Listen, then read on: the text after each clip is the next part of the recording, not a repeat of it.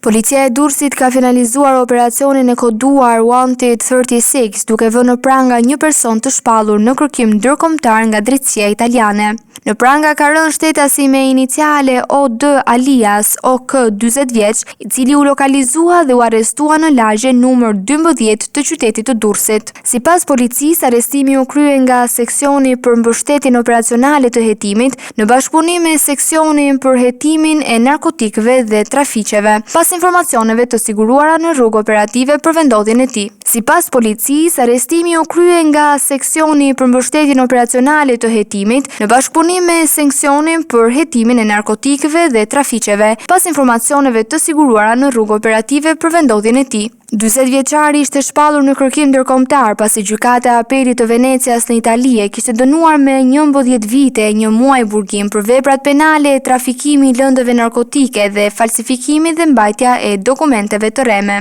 Sipas të dhënave, ati kanë mbetur për të vuajtur edhe 4 vite e 15 ditë burgim. Ndërkohë, Interpol Tirana në bashkëpunim me autoritetet italiane po vijojnë procedurat për ekstradimin e tij drejt Italisë.